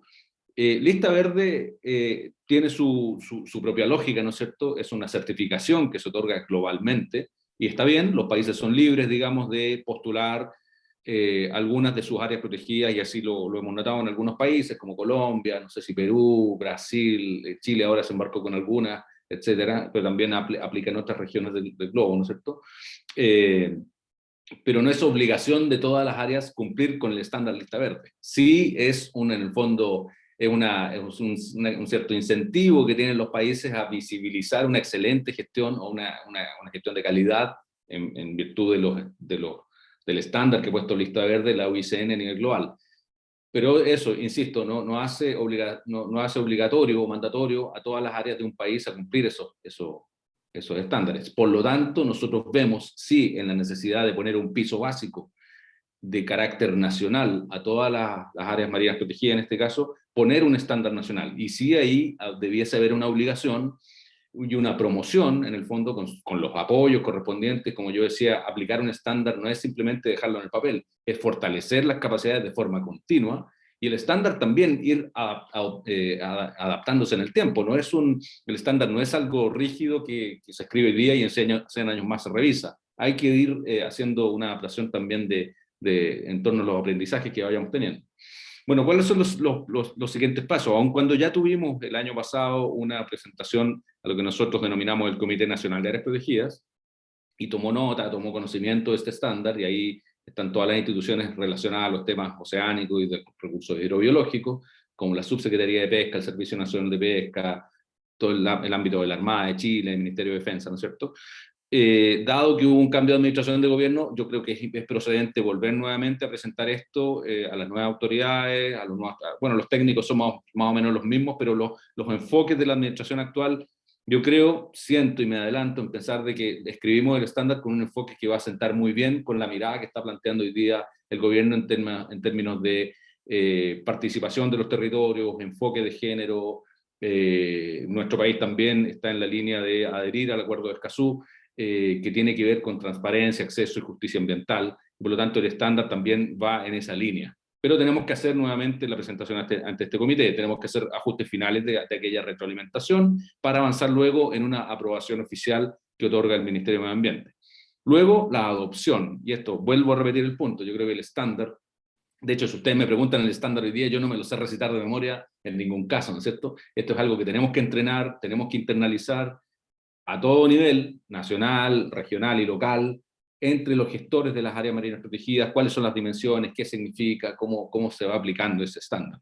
Y por último, también en el mediano plazo tenemos que avanzar hacia el diseño de una herramienta que mida la efectividad de esta gestión en virtud de los estándares, de los principios, criterios y atributos que nosotros nos hemos propuesto con este estándar. Y aplicar de manera piloto en algunas áreas marinas protegidas, insisto, en el mediano plazo, esta herramienta que tenemos que diseñar, y existe ahí un compromiso, digamos, de seguir avanzando en la materia. Eso es un rapidísimo barniz. Tenemos un video que les podemos mostrar ahora. No sé si tú lo tienes preparado, María Elisa, como para cerrar esta parte de la presentación. Sí, se los vamos a Muchas mostrar. gracias. Este es parte de los productos comunicacionales que se hicieron para hacer la convocatoria a los actores. Bueno, pero el que les vamos a mostrar ahora es como recién salido del horno y que es el video que se va a difundir una vez que este estándar esté formalizado. Así que aquí va. María Elisa, ¿Sí? activaste el sonido para que podamos escucharlo cuando el check del sonido. Veamos. Cuando pones compartir. El sonido, ya, ok. Listo. Me avisan si se escucha bien. Se escucha. El mar es fuente de vida y bienestar para cientos de comunidades costeras a lo largo de Chile. Y también es el refugio de una rica y vasta biodiversidad de especies, la cual tenemos la responsabilidad de proteger. Bajo esta idea, en Chile se crean las áreas marinas protegidas, espacios destinados a la protección de los ecosistemas marinos y su biodiversidad, así como también aportar al bienestar de las comunidades locales y la sociedad civil. Pero ¿cómo aseguramos que estas áreas cumplan su función? Hoy, en Chile, después de un amplio proceso participativo que involucró a diversos grupos de interés vinculados a la gestión de las áreas marinas protegidas, tales como servicios públicos, comunidades locales e indígenas, organizaciones no gubernamentales y academia, contamos con un estándar para la creación y la gestión de áreas marinas protegidas, herramienta para orientar y ordenar el manejo de estos espacios para que cumplan su propósito.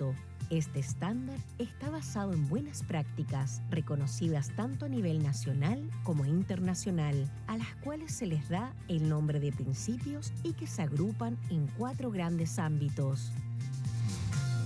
Buena gobernanza, donde se aborda lo relacionado a la forma y los mecanismos para tomar decisiones sobre las áreas marinas protegidas.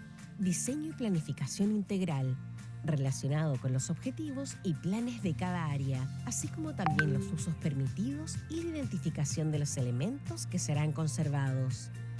Efectividad de manejo se refiere a la mejor manera de gestionar el área, abordando temáticas como los recursos necesarios para funcionar, controlar las amenazas y la generación de beneficios en las comunidades.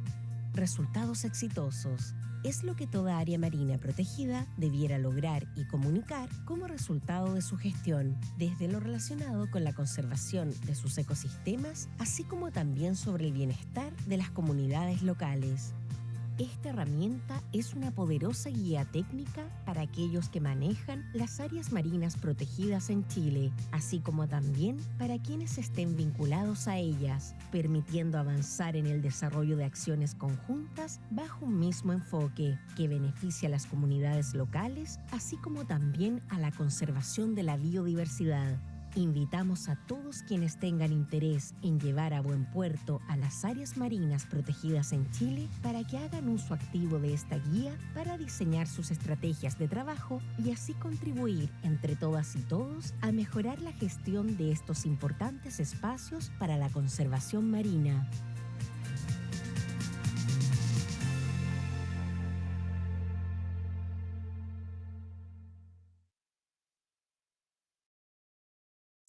Eso es.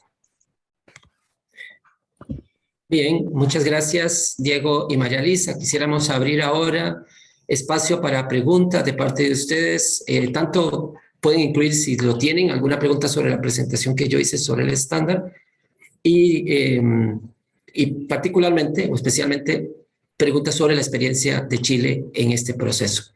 Hay unas preguntas que ya se hicieron. Yo sé que Ariel está levantando la mano. Recuerden que también pueden levantar la mano abajo donde dice reacciones, donde aparece la franja abajo, ahí dice reacciones, ahí tienen para levantar la mano. Así quedan, digamos, con la mano levantada. Hay una pregunta de Fernanda que dice que los principios y criterios que se usan para evaluar efectividad en la creación de área marina si son los mismos que se usan para el resto de las etapas de la gestión. Diego o María Elisa. Perdón, escuché un poco entrecortado. ¿Si me puedes repetir esa pregunta, Narley? Sabiendo que tenemos etapas diferentes, donde hay una etapa de la creación, sí se utilizan los mismos principios y criterios para todas las etapas, para la de creación y la de gestión.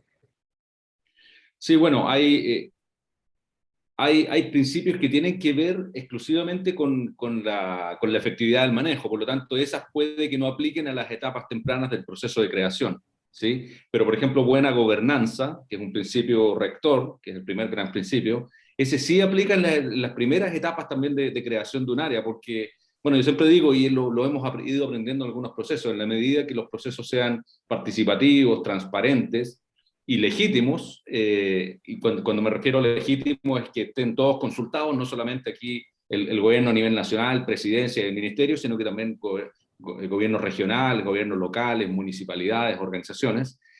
La legitimidad de ese proceso efectivamente le va a dar mucho más peso y más gobernabilidad a la gestión futura del área protegida. Entonces, va a depender de qué principio hablemos para ver si aplica en qué grado aplica cada principio y criterio en la fase de la que estemos hablando, si es creación o gestión y manejo. No sé si María Elisa o Stanley ahí me pueden apoyar también con alguna visión, puesto que participaron de esto.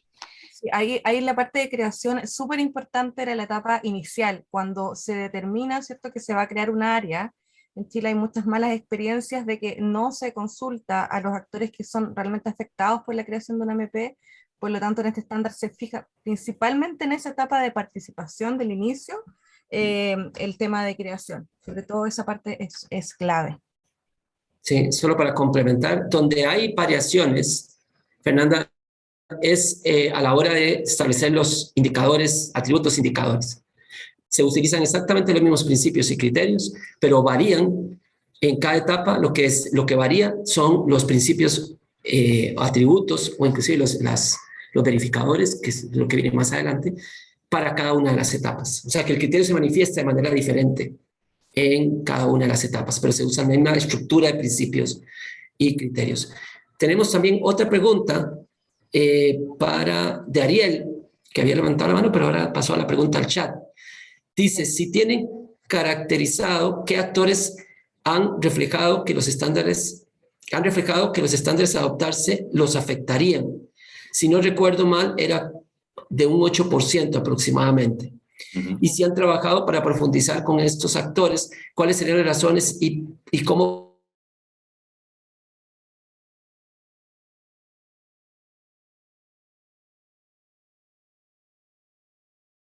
podrían abordar. Pero yo sí recuerdo de las reuniones que sostuvimos en que me parecían que algunas participaciones o algunas preguntas, algunos comentarios que se hacían en ciertas reuniones como que les generaba quizás cierta incomodidad o incertidumbre el estándar. Y voy a mencionar a dos de ellos.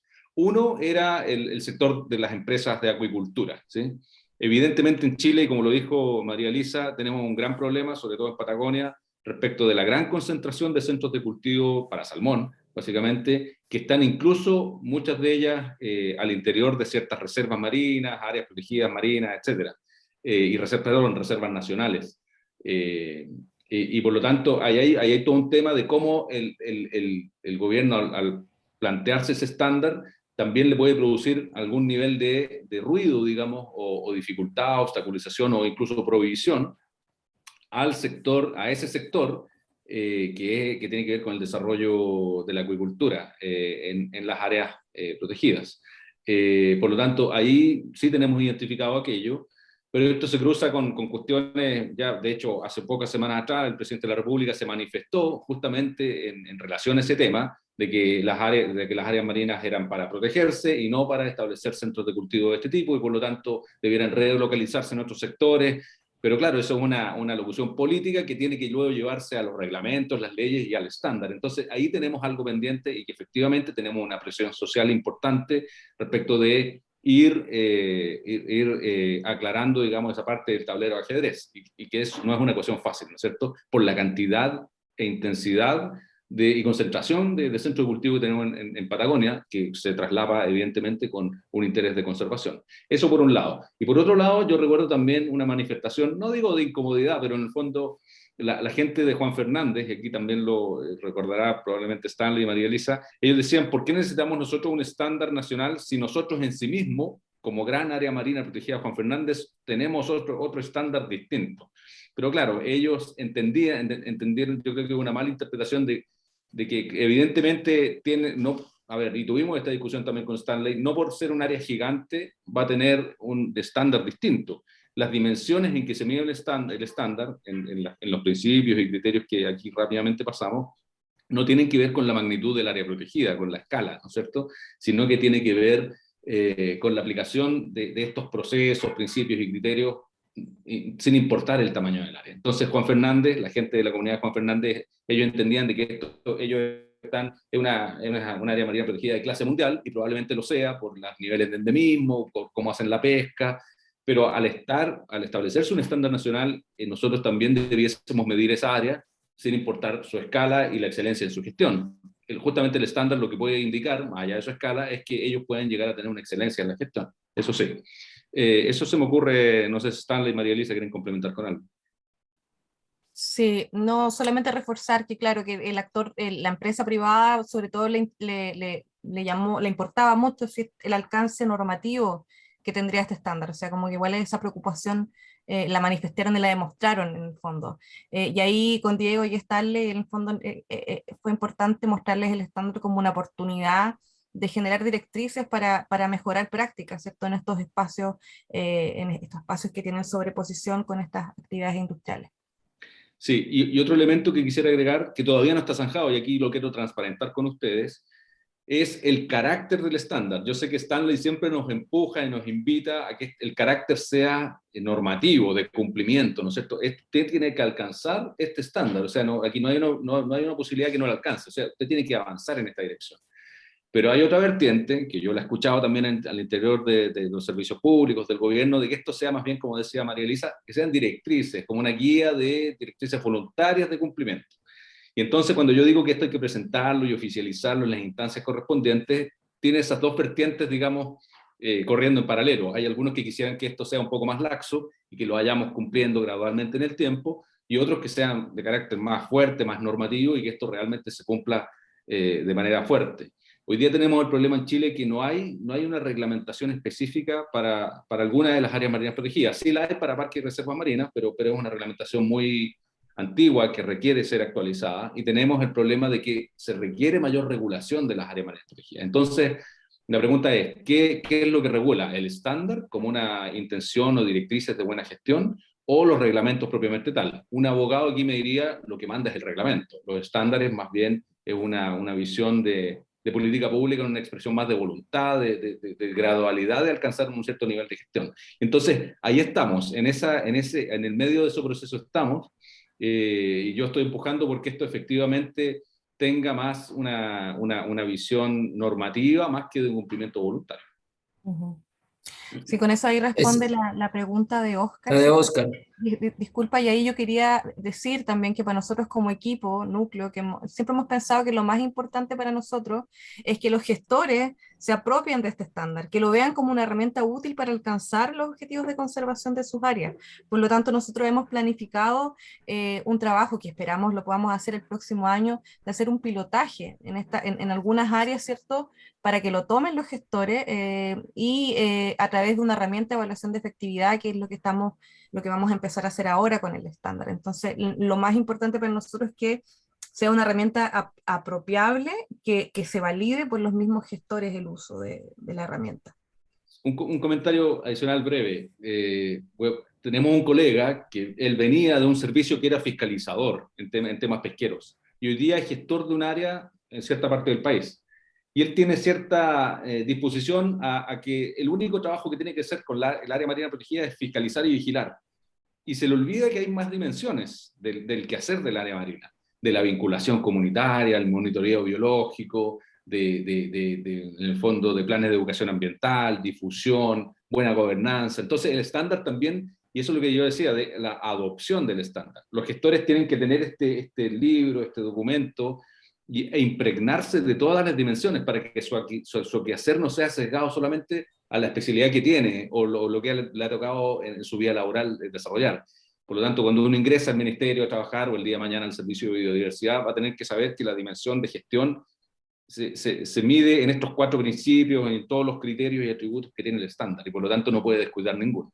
Bueno, y algo asociado a eso es que también tenemos el problema de los recursos, porque evidentemente no podemos hacer una gestión tan amplia como nos invita el estándar si no tenemos los recursos humanos ni financieros para hacerlo. Por lo tanto, el que tengamos un estándar también tiene que empujar necesariamente a que vayamos gradualmente obteniendo mayores recursos humanos, personas, digamos, gestores y financieros. Ok, tengo unas intervenciones por el chat y tengo 2 manos pendientes. Para Silvia y Juan, dame un momento para sacar lo que estamos en el chat y paso con ustedes. Marina... Antes Ricardo también había levantado la mano, aunque ya no la veo. Ah, es que sí. Ok, Ricardo, entonces Ricardo, Silvia y Juanes. Marina Abad dice que, bueno, Oscar y Marina piden los documentos, sí, vamos a pedir entonces tal vez un paquete de documentos, la presentación, el video y el documento ya propio del estándar para compartirlos con todo el grupo. Marina dice, a mí no me quedó claro del todo si el estándar es para evaluar la efectividad del área marina protegida respecto de sus objetivos o si es para evaluar la gestión per se. Yo quisiera contestar esta pregunta porque es un concepto, digamos, que nos importa mucho en este proceso.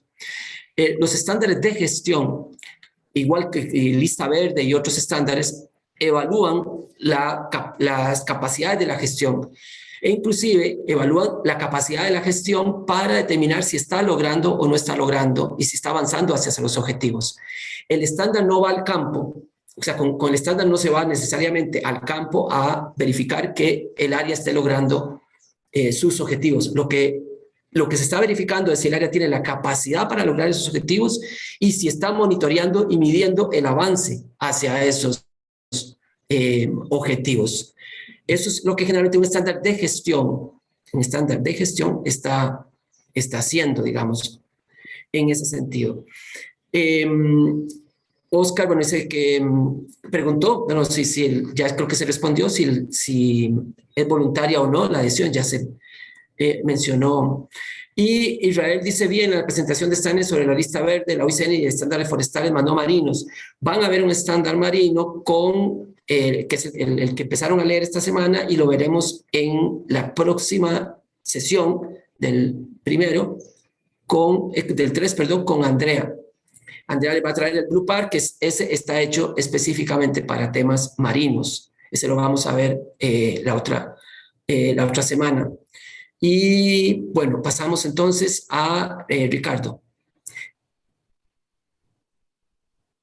¿Qué tal? Buenos días. A ver si ahí se me escucha.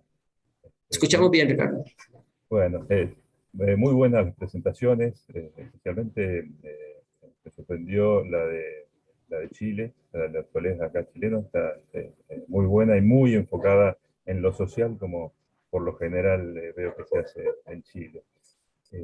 Solamente un comentario en base a la experiencia nuestra aquí en Argentina, es que el estándar o la medición de efectividad a nivel de sistema muchas veces no da muy buena información justamente a nivel del sistema para tomas de decisiones a nivel nacional, pero muchas veces no es tan útil porque no está para un área específica, no nos da información, creo que vos recién algo decías, Stanley, de eso. Muchas veces no nos da información específica y útil para un área protegida en especial. Y creo que a veces nos falta ese tipo de medición para poder tomar decisiones a nivel área, no a nivel sistema. Muchas gracias. ¿Quieres comentar algo, Diego? Sí. Bueno, justamente una de las dimensiones del estándar tiene que ver con que existe una buena planificación y efectividad de gestión dentro del área. Por lo tanto, el estándar, en la medida que sea obligatorio, y así esperamos que en esa dirección vaya, va a obligar a que las áreas tengan ese instrumento de gestión y las capacidades. Por lo tanto, y el instrumento de gestión, sea plan de manejo, plan general de administración, tienen que a su vez contener los instrumentos de monitoreo, evaluación y gestión adaptativa que le permitan al área en sí misma, ya no a nivel sistémico, como bien tú apuntas. Por lo tanto, el estándar, si bien te sirve a nivel sistémico, también empuja a que cada una de las áreas también tenga sus propios instrumentos de gestión. Eso. Correcto. Segundo esa respuesta de Diego. Me parece importante lo que está diciendo Ricardo. El estándar no necesariamente va a dar datos específicos, pero lo que está midiendo el estándar es si está la capacidad instalada en el sitio para hacer una buena gestión del área, y una buena gestión del área incluye lograr los objetivos para los que fue creado, generar la información que se requiere para el monitoreo o la gestión del área, y esto es lo que deberíamos medir con el estándar. Eso no inhibe que el área tenga sus propios sistemas de monitoreo de sus indicadores de logro de sus objetivos específicos o particulares de cada área en el largo plazo. Silvia. Hola, pues un poco compartir con Diego y con Mariela un poco la experiencia en Intemares, que en este proyecto de gestión integrada que estamos realizando en España y que colaboramos con BBF, con Óscar. Por favor, apunta lo que considere. Por lo que decía Diego, ¿no? Y la dificultad de ese estándar, cómo llevarlo al marco normativo. En nuestro caso, la Ley de Protección del Medio Marino en España dice que esas áreas marinas protegidas trabajan en red. Y como hay tanta diversidad de gobernanza a todos los niveles, como decía Diego, desde el estatal al regional, al local, lo que establece la normativa es realizar un plan director. Ese plan director me está llamando mucho la atención vuestro documento estándar, porque es muy similar. En ese plan director, por un lado, están los objetivos y ese programa de actuaciones que se deben de desarrollar para alcanzarlo, un poco esos temas o esos criterios, ¿no?, que hablamos en el curso, pero también, y quizás esto puede dar un poco de luz a posibles trabajos futuros, ¿no?, incluso podríamos compartirlo, hay un documento de criterios mínimos comunes para lograr esa gestión coordinada, ¿no?, que creo que antes Diego también lo verbalizaba un poco de la dificultad, ¿no?, de coordinación institucional, ¿no? Entonces, se están estableciendo de manera participativa también, y como asumimos con unos procesos que se podrían mejorar muchísimo, ¿no?, porque ahí está la dificultad de que todo el mundo participe cuando se genera el proceso, pero es verdad que se han establecido esos criterios mínimos comunes, Diego, Mariela, y en ese caso, esos criterios mínimos comunes sí están vinculados normativamente. Ahora bien, nos queda por ponerla en marcha, aún no está aprobado, pero sí ver cómo se pueden adherir esos espacios marinos, esas áreas marinas protegidas, para ese cumplimiento de los criterios, y estamos pensando que sea voluntario y seguimos un poco trabajando, ¿no?, en cómo esa adhesión ha de ser voluntaria, a diferencia de la lista verde o de otras consideraciones que vosotros también habéis pensado juntos, un poco por traeros líneas similares y con la misma complejidad, ¿no?, de coordinación y de planes directores, que luego cada área marina protegida, por supuesto, tiene su plan de manejo o su propio plan de gestión, donde se evalúa la efectividad. Pero estamos también en ese mundo entre lo normativo y lo colaborativo o la adhesión voluntaria. Sí. Gracias, Silvia. Bueno, justamente la dispersión institucional juega en contra que sea una decisión tomada y que sea algo normativo obligatorio, porque como aquí hay recursos hidrobiológicos que regula un sector, que fiscaliza otra institución, que está alarmada con los temas de vigilancia, con cuestiones más geopolíticas, y nosotros con los temas ambientales, o sea, se cruzan demasiadas variables para que se ordene todo y tener la buena noticia que sea todo, que este estándar sea normativo. Hoy día yo, sincerando la posición, yo lo veo más en la cancha voluntaria o de una obligación que sea gradualmente adoptada en el tiempo, pero es complejo y bueno, queremos aprovechar el actual gobierno que tiene un sello de gobierno ecologista y de avanzar en ese sentido y aprovechar esa oportunidad. Veremos si efectivamente podemos cumplir con aquello, pero también estamos en esa misma interfase de lo gradual, voluntario o más bien algo normativo. Tenemos el mismo problema. Esperemos que también las mismas soluciones o por lo menos complementarias. Así que nada, muchas gracias por traernos este caso. Estamos sobre la hora que pactamos, entonces si alguien necesita retirarse porque tenía otras situaciones que atender, está excusada de poder salirse. Los que quieran quedarse unos minutitos más, podemos continuar conversando un poquito más con Diego y con María Elisa. Juan había levantado la mano. Bueno, hay una petición para Silvia, si puede compartir esos documentos que está mencionando con el grupo. Vamos a tratar de colocar dentro del sitio de la plataforma del curso un lugar donde podamos tener todos estos documentos, vayamos subiendo todas esas cosas que se van pidiendo, lo vayamos subiendo ahí, de manera que todos tengan acceso a este repositorio. Juan, vos habías levantado la mano. Hola, sí, no sé si se escucha bien. Se escucha bien, Juan, adelante. Perfecto. Bueno, sí, algunas de las dudas fueron, digamos, evacuándose mientras fueron participando el resto de los compañeros y Diego fue respondiendo, ¿no? Respecto a los estándares. Nosotros en Argentina, cuando hacemos mediciones de efectividad de gestión, como bien dijo también Ricardo, hay veces como que nos están faltando algunos componentes sobre la especificidad, por un lado, del área protegida y por otro lado, por la especificidad de lo que es un área marina protegida, ¿no? O sea, no debemos aplicar tal vez esas mediciones de efectividad como herramienta de control de gestión, y es un momento en el cual, por las particularidades, ¿no?, que tienen las áreas marinas diferentes de las terrestres, llegamos a una meseta donde como que siempre los resultados se estancan. Por eso creo que es interesante empezar a diseñar una nueva herramienta muy enfocada en el tema de las áreas marinas protegidas. Y después el tema de los estándares, que a veces nos ha pasado cuando empiezan a crearse áreas nuevas, es que más allá de que tal vez no estén implementadas, creo que sirven como una primera guía, unos primeros pasos a seguir con las áreas marinas que se vayan a crear, o áreas que se vayan a crear a futuro, ¿no? Porque cuando nos pasa que, a ver, se decide crear un área marina, las capacidades instaladas a veces son muy diversas, en algunos países como el nuestro, la historia de las áreas marinas protegidas es relativamente reciente, entonces, bueno, se va en muchos casos aprendiendo sobre la marcha o definiendo sobre la marcha, entonces creo que tener una herramienta o un buen piso, un buen nivel, un buen estándar como para que todos más o menos vayamos hacia el mismo lado, nos va a permitir, por un lado, tener resultados que sirvan para ser comparativos, ¿no? Porque si no es como que cada cual hace lo que le parece, y por otro lado también que sirva como aprendizaje, como una pequeña ayuda para las nuevas áreas que se pretendan crear, ¿no? Así que bueno, nada, muchas gracias Diego por la presentación.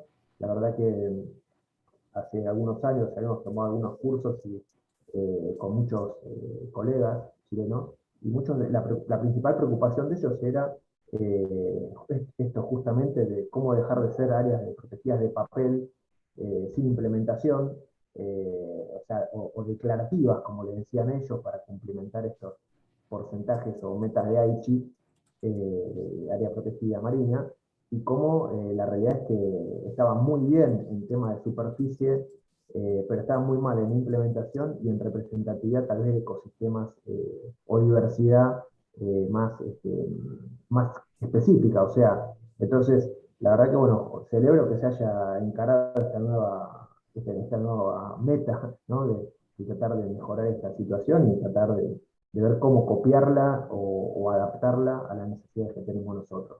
Gracias. Muchas gracias, Juan. Tenía aquí, creo que María Elisa contestó ya la pregunta de si estaba participando en la CONAF, que es una entidad que maneja áreas en Chile, así que es en Chile, y contestó por el chat que sí, que efectivamente la CONAF ha estado participando proactivamente en este proceso. Creo que estamos con las preguntas, me parece. No veo ninguna en el chat que reconozca como nueva. Si alguien hizo una pregunta me advierte, pero creo que ya están todas.